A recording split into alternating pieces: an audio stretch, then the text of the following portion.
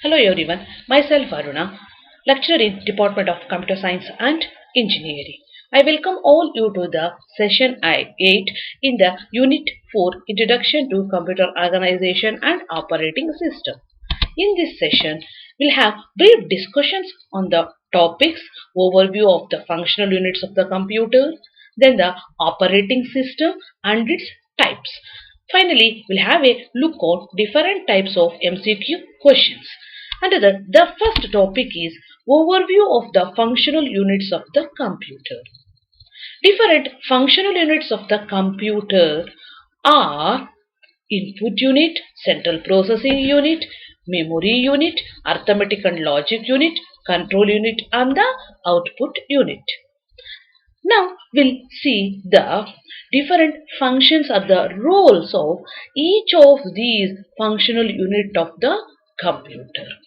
Before going into the functional units of the computer, now let us see how these functional units have been connected to each other. Input device, storage device and the output devices are connected to each other. Okay, through the input device we will enter the data. The data can be stored in the storage unit, or else the data will be fed to the arithmetic logic unit for the further processing. Then that will be managed or controlled by the control unit. These two units are present inside the central processing unit.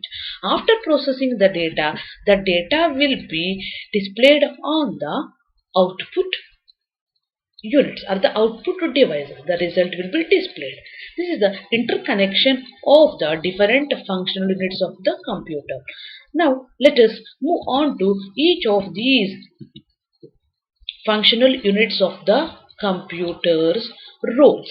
Under that, the first functional unit is the input unit.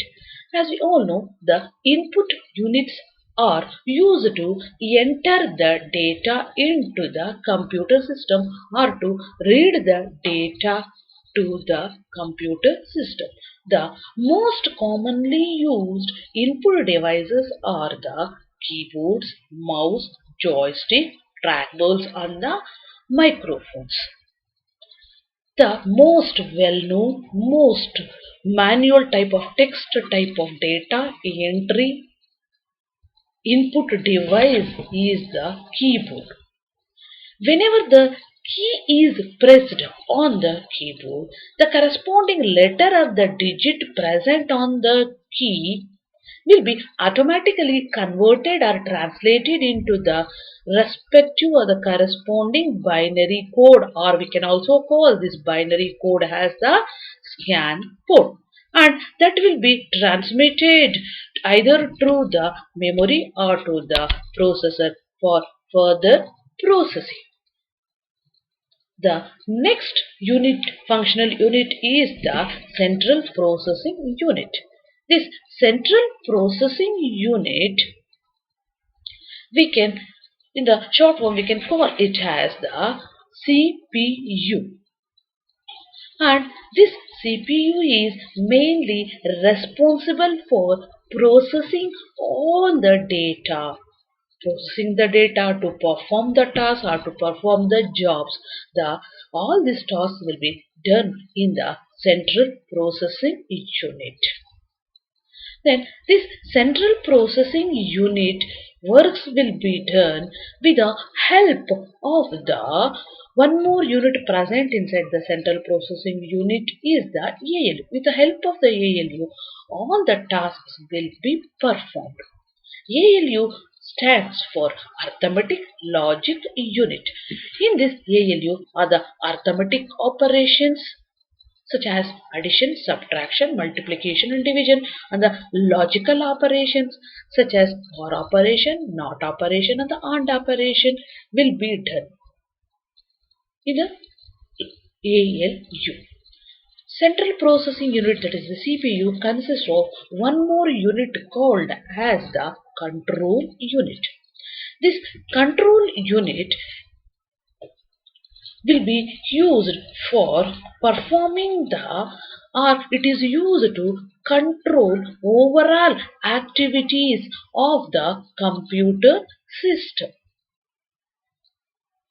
overall active. So we can compare or we can call this as a nervous system of a computer or the nerve center of a computer, because all the activities will be coordinated or controlled by producing the control signals. For example, it tells the computer memory or the arithmetic logic unit and the input or the output devices how to respond to the program instructions. This is a major usage of the control unit, controls and coordinates overall activities of the computer system. These control unit and the ALU unit are present inside the central processing unit. The next functional unit is the memory unit. The memory unit we can refer as a storage area where we can store or save the programs or the instructions. And this contains different running programs also, running programs and the running applications also. This memory will be categorized or splitted into two types. One is the primary memory, another one is the secondary memory. This primary memory can also be called as the main memory. This main memory or the primary memory used to store the running applications or the running execution applications or to store the intermediate type of data results. And whatever the data we will save on the primary memory or the main memory will be lost whenever the computer is switched off or computer is shut down. So we can call this primary memory as a temporary memory because the contents present on the memory will be lost if it is the computer system is shut down.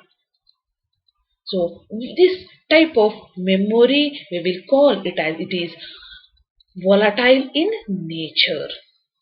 And this primary memory contains large number of semiconductor cells. It is made up of n number of or the large number of semiconductor storage cells.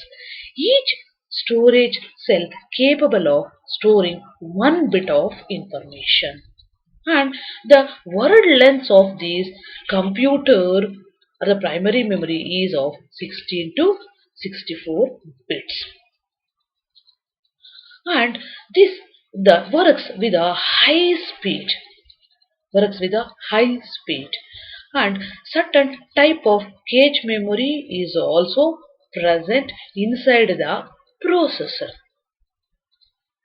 This cache memory usually used to store the frequently used instructions or the date.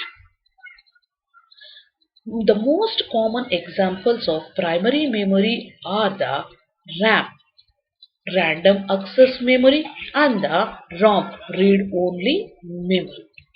This is about the primary memory. The next type of memory where we can store the data permanently for the long-term basis is called as the secondary memory. In the secondary memory, we can store large volumes of data or large amounts of data.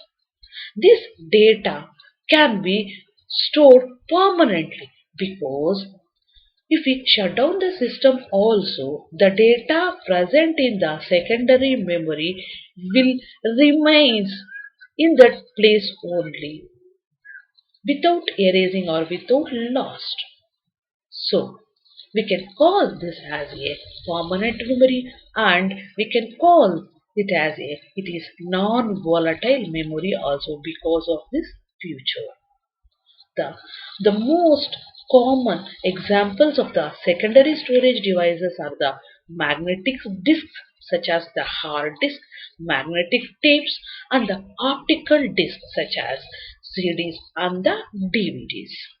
And this secondary storage permanently stores the data on the long-term basis. So we can call this as a backing storage memory. memory will be of two types. One is the primary memory, another one is the secondary memory.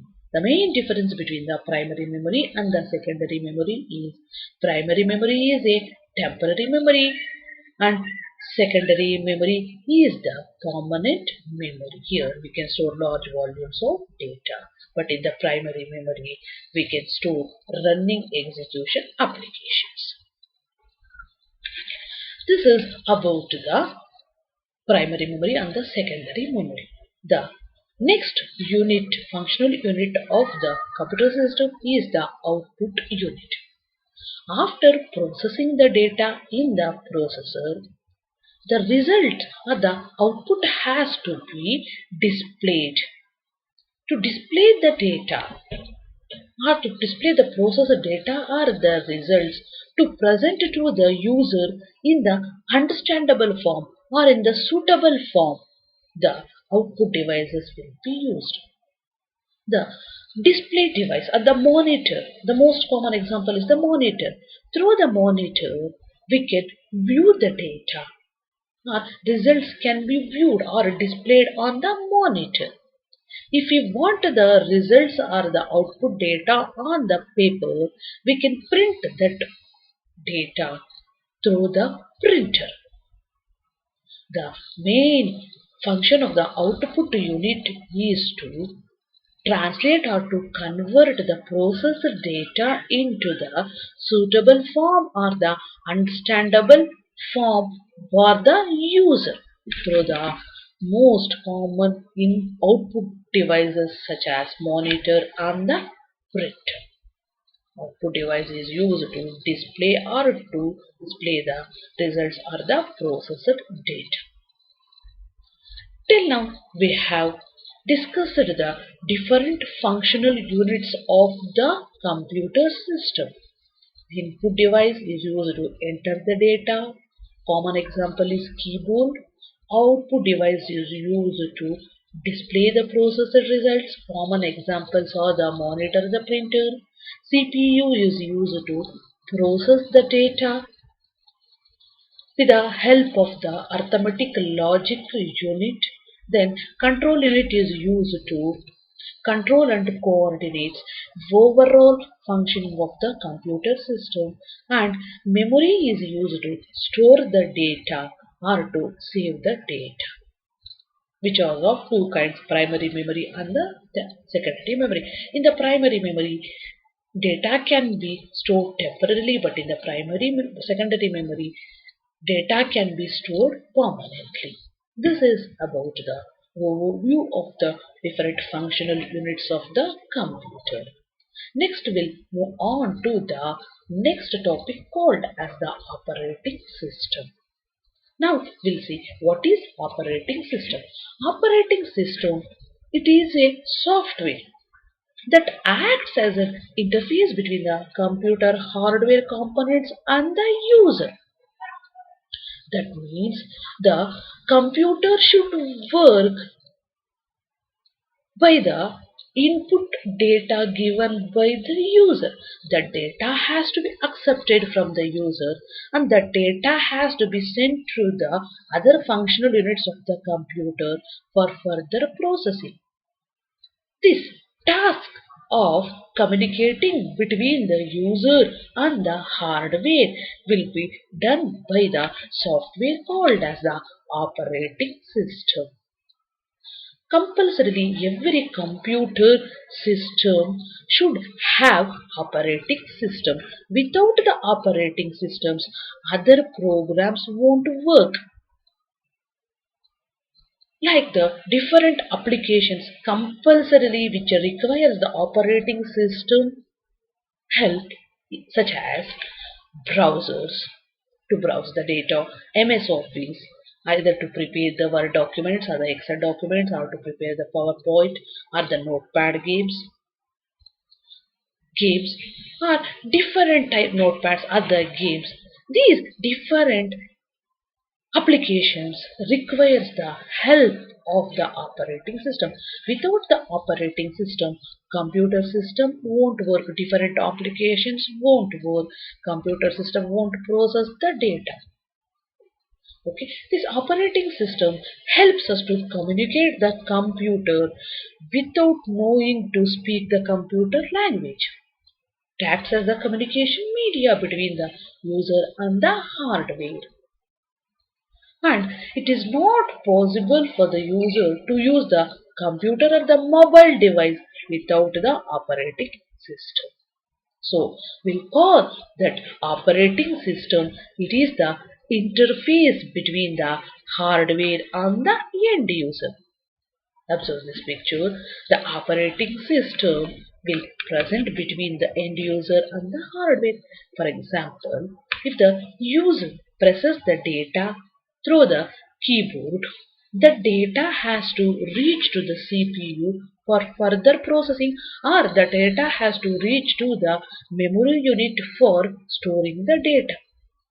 To reach to this stage, from the user, from the keyboard, the user will process the data. Through the keyboard, the data will be sensed, and the data will be sent to the CPU via the operating system. This operating system takes the data gives by the user, and that will be moved to the CPU for further processing. This is one small example how the operating system will act as interface between the end user and the hardware. Next, we'll discuss different types of operating systems. The most popular types of operating systems are the batch operating system, multitasking or the time sharing operating system, multiprocessing operating system, real-time operating system, distributed operating system, network operating system, and the mobile operating system. In this session, we'll discuss about the batch processing operating system and the multitasking or the time sharing operating system. Another, the first type of operating system is the batch operating system. As the name itself indicates, the jobs will be grouped into batches. This operating system will be used where there is a processing which is of very lengthy and it is time consuming. ಇಲ್ಲಿ lengthy processing ಇರುತ್ತೆ, time ತುಂಬಾ ಹಿಡಿಸುವಂತ processing ಇರುತ್ತೋ ಅಂತ ಜಾಗದಲ್ಲಿ we will use the batch operating system. This batch operating system, to speed up the same processes, the jobs with the similar types needs are batched together. ತುಂಬಾ ಬೇಗನೆ ಕೆಲಸ ಮುಗಿಸಬೇಕು, lengthy process ಬೇಗನೆ ಮುಗಿಸಬೇಕು ಅಂತಂದ್ರೆ the similar jobs will be grouped. Similar jobs will be grouped, and that groups which is of same jobs will be that processed. That groups we will call it as a batch ಅಂತ ಕರಿತೀವಿ. Okay, in batch by batch similar jobs will be processed. ಯಾವಾಗ batch by batch process ಆಗಿದೆ ಅಂತಂದ್ರೆ the time consuming will be less and processing will be done at the faster speed. And in this batch operating system, the user never directly interacts with the computer because the user prepares his or her job on the offline device such as the punched cards. He will prepare his jobs on the puncher cards and he will submit it to the computer operator. Then that further will be submitted in terms of batches, grouped and submitted and processed in terms of batches through the using the CPUs. Okay, this is how the batch operating system will work. The user prepares his or her job with the offline purchase card and submits to the computer operator. Afterwards, similar jobs will be grouped into batches. Then the jobs will be processed in terms of batches. And this type of batch operating system will be used where the data has to be processed serially. The queueನಲ್ಲಿ serial ಆಗಿ process ಆಗೋ ಕಡೆ use ಮಾಡಬೇಕು. For that, the basic example is the bank statements. In the banks, for processing the bank statements, serially batch operating system will be used. Let us observe this picture. Here, user prepares the jobs and this present will the jobs through the offline media called as the punched card and thus will be submitted to the operator. Then the operator will group the similar jobs into batches. Then that will be submitted to the processor via the operating system. Using this batch operating system, these batches will be submitted to the processor for further processing. ಈ ತರ batch ಅಲ್ಲಿ ಕೆಲಸ ಮಾಡಿದ್ರೆ automatically will increase the speed. Next, we'll see what are the advantages of the batch operating system. As we discussed now, whenever there is serial processing data, long termally ಯಾವ process ಆಗಬೇಕು ಅಂತ ಇರುತ್ತೆ, that may take one day or more. In those places, we will use the batch operating system without the human intervention. 1 day, 2 day, 3 days ಆಗುವಂಥ ಕೆಲಸಗಳಲ್ಲಿ without the human help, the processing should take place. At that place, we can use the job batch operating system. And next advantage is it does not require any special hardware or system support for inputting the data. This is the advantages of the batch operating system. Next, the disadvantages is we will group the similar jobs into batches. Okay, ಈ ತರ batch ಮಾಡಿರೋದ್ರಿಂದ whenever the problem occurs, error occurs, it is very difficult to debug or to find out the errors. That is one problem.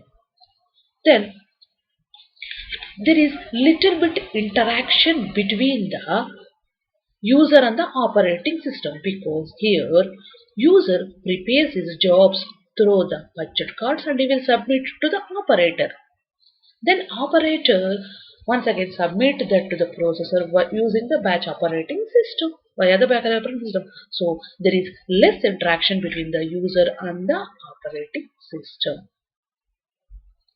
Then suppose any error occurs on the jobs of the batch, then the remaining jobs also get affected because similar jobs will be grouped into batches. So we need to wait until all the errors has been resolved. So these are the different disadvantages of the batch processing system. We will summarize about the batch processing system. In this batch processing system, whenever there is a serial process, it will take long time. In that places, the batch operating system will be introduced. And there is a less interaction between the user and the operating system. Next, we'll discuss about the next type of operating system is the multitasking or the time sharing operating system. This time sharing operating system that enables the people located at different terminals to use the single computer system at a time. That means different people or the users will be located in different places. Those users are the people over the network. They can use the single computer system at a time.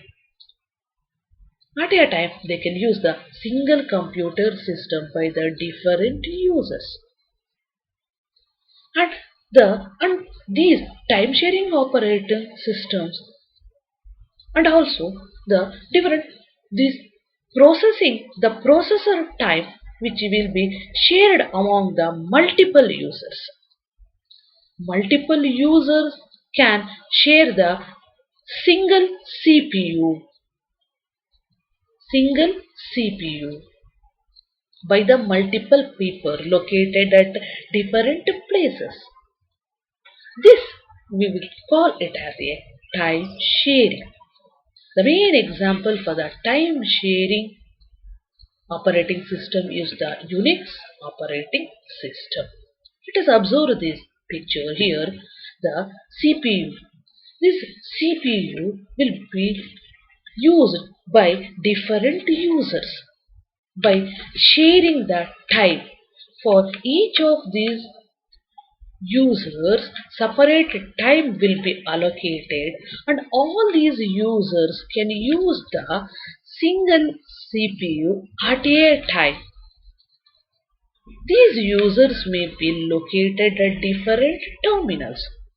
This concept of using the single computer system by the multiple users for performing the multiple tasks is called as the time sharing operating system or the multitasking operating system. All these multiple tasks can be performed at a time. Multiple operations performed at a time. The advantages of these time sharing operating system is here the response time can be minimized and also CPU time idle time can be minimized because CPU can support all the users at a time without sitting idle. So CPU time can be reduced and the response time can be reduced for performing the multiple tasks by sharing the single CPU time. Next, disadvantage is whenever there is a multiple users interaction for the same CPU, we need to provide greater security because multiple users will use the same CPU. There will be a security issues and there will be a synchronization issues. Okay, to match the security and the synchronization issues, it will be little bit difficult. So where there is a multiple time sharing, security and the synchronization must be given higher importance. Then where there is a multiple interaction, multiple communication, data communication must be enabled. Without the data communication, the time sharing or the multitasking cannot be performed. So, these are the advantages and disadvantages of the time sharing or the multitasking operating system. We have discussed the two operating systems. One is the batch operating system, another one is the time sharing operating system. In the batch operating system, the similar jobs will be grouped into the batches. Then processing will be done. In the time sharing operating system, CPU will allocate the time for the different users at a time to perform the operation. These are the two types of operating system. As we all know, this operating system will act as the interface between the user and the hardware. Till now, we have discussed the different topics, functional units of the computer, operating system, and the different types of operating systems such as batch operating system and the time sharing operating system. Now we'll discuss the multiple choice questions that may appear in the quiz or the activity.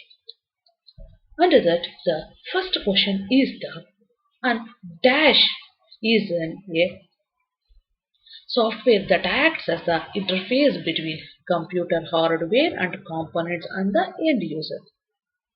For that, answer is, as we all know, operating system will act as the interface between the computer hardware components and the user.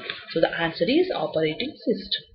The next question is the processor time, CPU time, which is shared among multiple users, is termed as. Multiple users will share the CPU time. That operating system we can call it as multitasking or the time sharing operating system. The next question is the to speed up the same process, a job with a similar types of jobs are need to be batched together and run as a group. In which type of operating this can be used? Recall the topic of batch operating system. All the similar jobs will be grouped and will be processed in terms of batches. So the answer is batch operating system. The next question is in which operating system the user of a batch operating system never directly interacts with a computer. The answer is batch operating system. So the answer is A. The next question is the processor time which is shared among the multiple user is termed as dash the real-time operating system. Till now we have discussed the different topics called as functional units of the computer, operating system and its types called as the batch operating system and the time sharing operating system. Thank you.